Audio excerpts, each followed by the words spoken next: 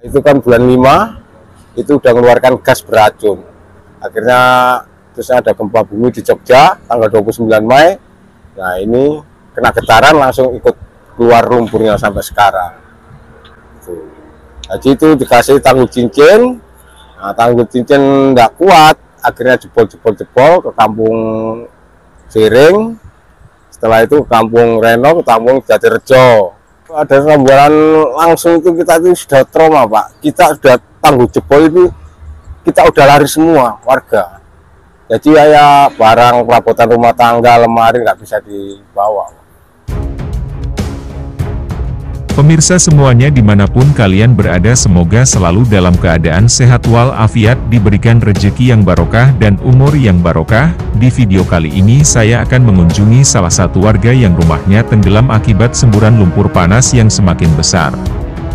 Lumpur ini menenggelamkan 16 desa, 24 pabrik, dan 3 kecamatan. Seperti apa keadaannya saat ini? Yuk ikuti perjalanan saya kali ini.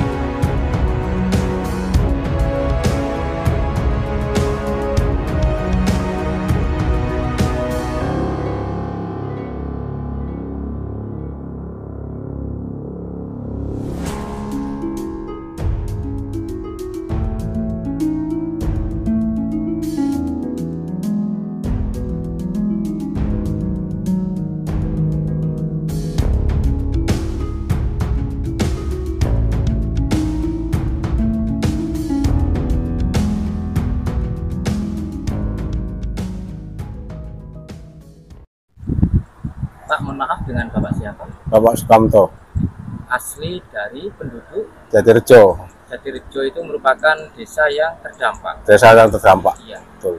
Ini kan lumpur lapindo itu mulai muncul lumpurnya itu dimulai dari tahun berapa itu, Pak? Itu sekitar tahun 2006, tapi awalnya pertama itu dia kan di desa saya itu ada gas metan yang paling terbesar nomor 1 se-Asia. Udah diteliti sama ya pemerintahan atau Abu Rizal Bakri.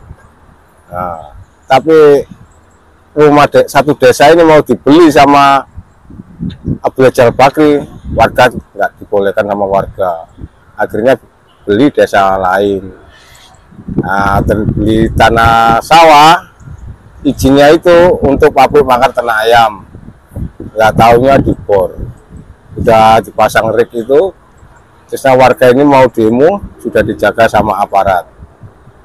Nah, akhirnya dibornya itu bukan lurus gini, habis lurus susah mencuri ke kampung saya, kedalamannya 3 kilo. Terus tanggal 25,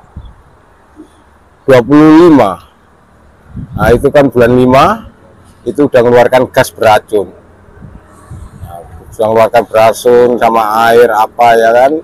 Akhirnya terus ada gempa bumi di Jogja tanggal 29 Mei. Nah ini kena getaran langsung ikut keluar lumpurnya sampai sekarang. Jadi itu dikasih tanggul cincin. Nah, tanggul cincin nggak kuat, akhirnya jebol ke kampung Siring. Setelah itu ke kampung Reno, ke kampung Jatirejo. Akhirnya terus kita sama warga Jatirejo, Siring apa kan, kita minta urukan. Nah, sampai bertengkar-tengkar sama teman-teman kita gitu. Sana diuruk, sini jebol. Mau sini diuruk, sana jebol. Akhirnya ya udah jebol semua itu. Sampai sekarang selama udah 18 tahun. Itu. Barusan di belakang layar katanya Bapak masih belum dapat kompensasi. Saya ikut paguyuban menguati pondok pesantren. Nah, akhirnya belum dibayar, cuma rumahnya udah dibayar, tinggal tanahnya belum dibayar. Kisaran berapa, Pak? Hitung-hitung kita tinggal sisa 400 gitu. Pak, untuk dari katakan ini bencana ya, bencana lumpur lapindo, itu ada berapa desa yang terdampak? 16 desa, 3 kecamatan, 25 pabrik yang tenggelam. 25 pabrik yang Ya, pabrik jam, pabrik rotan, pabrik kerupuk, ciki, dan lain-lainnya. Pak, bisa diceritakan suasana genting waktu adanya semburan lumpur itu di waktu itu, Pak? Loh, itu kalau ada semburan langsung itu kita itu sudah trauma, Pak. Kita sudah tangguh jebol itu, kita udah lari semua warga. Jadi kayak barang perabotan rumah tangga, lemari nggak bisa dibawa. Nah, akhirnya kita mengungsi di Pasar Porong. Dan Bapak sendiri waktu itu yang atau sekarang itu sekeluarga, Ya, Bapak sudah punya anak juga. sudah punya anak 2. Itu pas jebol lumpurnya itu 1 jam itu sudah 1 meter lumpur panas. Jadi semua itu warga itu lari. Artinya rumah Bapak saat ini sudah berada di dalam lumpur Di- tadi. Iya, di dalam lumpur sampai sekarang. Jadi lumpur ini ketinggiannya udah 15 meter atau 17 meter. Pak, ada nggak sedikit wacana dari pemerintah ataupun instansi terkait dengan adanya rumah-rumah yang sudah tenggelam ataupun tanah yang masih belum terbayarkan itu untuk hasilnya seperti apa untuk saat ini? Apakah ada Ya kita harapan kah? kalau dari pemerintahan dulu masih kita unjuk rasa kemana-mana, kita dapat sensasi uang jaduk. Kompensasi? Ya, 1 orang tuh 300. Itu selama 1 bulan untuk buat makan itu. Terus akhirnya kita pas tahun 2010 atau 2015 kita dapat uang kontrakan. Cuma hanya 1 tahun 5 juta. Setelah itu udah nggak dapat apa-apa. Pak, mohon maaf untuk pendapatan sehari-hari dari Bapak sendiri saat ini bekerja seperti apa? Tukang ojek ini sama teman-teman ini. Tukang ojek untuk mengantar orang-orang yang ingin Ya, melihat lumpur lapindo. lumpur lapindo. Jadi artinya tempat ini saat ini sudah sebagian dibuat objek wisata. Wisata, betul. Satu hari dapat berapa, Pak? Ya kalau tamunya rame ya kita dapat, kalau nggak rame ya sepi, nggak dapat itu. Karena di sisi lain juga lumpur lapindo kan panas. Kadang orang Ya. tuh istilahnya cara Jawa ini pegah gitu, Pak ya. Karena memang panas gitu, Pak ya. Tapi ada manfaatnya juga, artinya juga ada hikmahnya juga, seperti itu Bapak ya. Ya, betul. Pak, selain pekerjaan dari ngojek dari Bapak sendiri, Ya tukang kayu, tukang batu, kuli itu. Kalau ada kerjaan tukang batu, kita kerja tukang batu. Nanti kalau nggak ada ya kita lari ke sini lagi. sempat nggak satu hari begitu nggak dapat penghasilan dari ngojek ini? Pernah nggak dapat, Sering juga ya Pak. sering. Pak, ada sedikit cerita nggak yang hubungannya dengan mistis? Kan dulu pernah tuh digempor-gemborkan bahwa ponari bisa nutup lumpur lapindo, bahkan ada kiai besar ataupun apa gitu ingin nutup lapindo seperti itu. Dulu memang ada, tapi kalau mau mendekat itu kan nggak diizini sama bupati. Sebabnya itu lumpur panas itu 90 derajat. Nah kalau orang biasa-biasa aja dari Bali, kalau mau ritual itu nggak masalah. Tapi kalau kayak menari dulu kan izin sama bupati mau mendekat ke pusatnya, itu nggak dibolehkan waktu ada tahu cincin itu. Pak, sempat ada tanda-tanda dari katakan mungkin dari sosok astra ataupun dimensi lain spiritual begitu sebelum terjadinya kejadian semburan lumpur lapindo atau sesudah. Mungkin ada sebagian warga yang bercerita melihat sesuatu apa tidak ada. Nggak ada. Memang tidak ada hubungannya dengan mistis Nggak ada. dan memang murni dampak dari keteledoran. Betulan, ya betul. Begitu Pak. Ya. Salah teknis Secara teknis, dalam sesuatu yang bekerja di bidangnya begitu Pak. betul. Pak, terima kasih atas waktunya. Semoga sehat selalu Pak. Semoga nanti kedepannya harapan yang diinginkan oleh Bapak akan dikabulkan. Amin.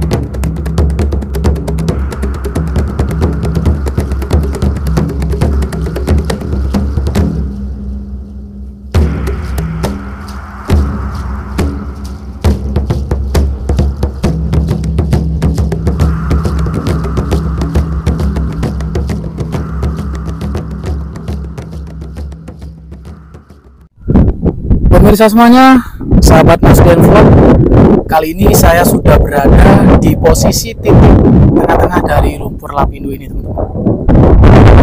Seperti ini keberadaannya, tepat 18 tahun yang lalu, tragedi yang tidak bisa dilupakan, gitu ya.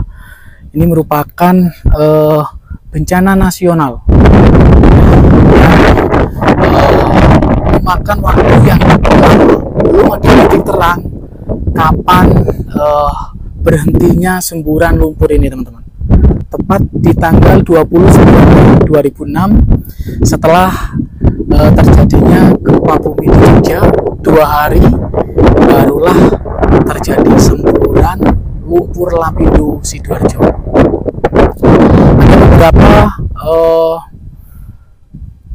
Ada beberapa penyebab terjadinya lumpur lapindo ini, teman-teman ya. Ada yang bilang kesalahan prosedur saat pengeboran.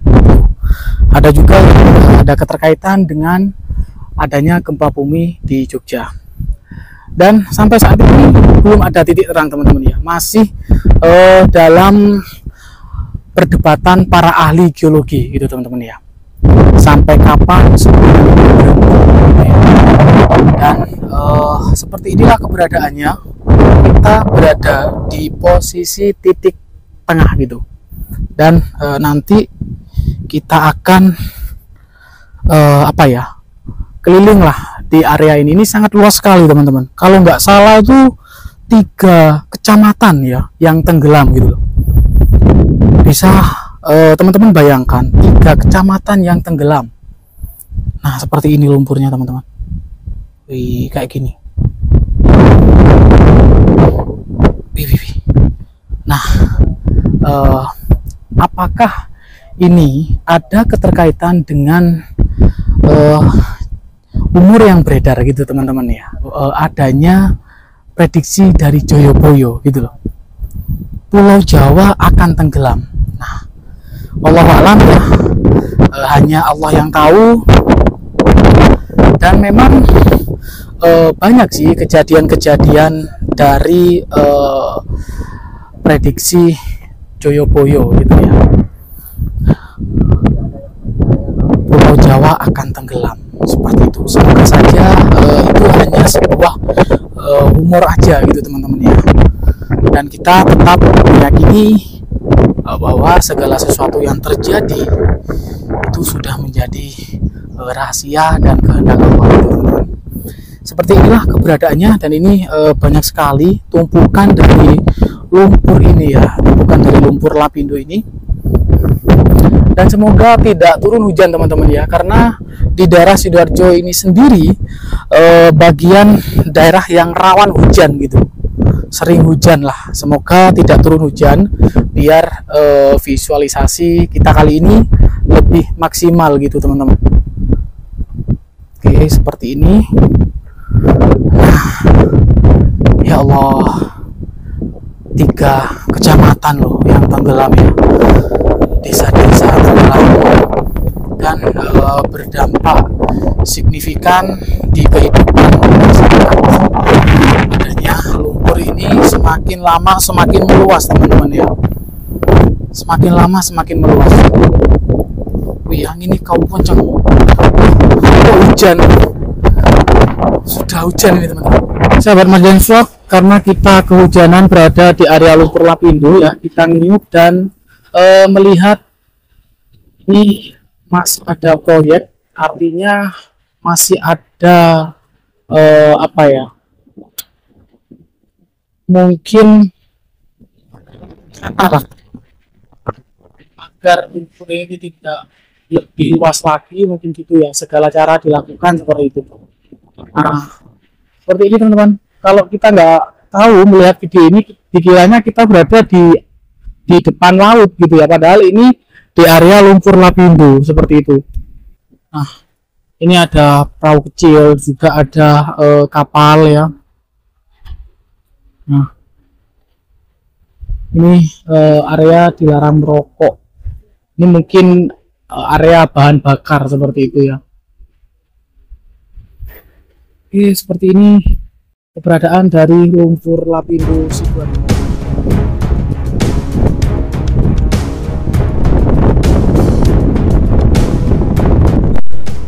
Baik teman-teman, sahabat Mas Den Vlog, kali ini saya bergeser lagi ke sebelah timur dari lokasi kedua tadi teman-teman.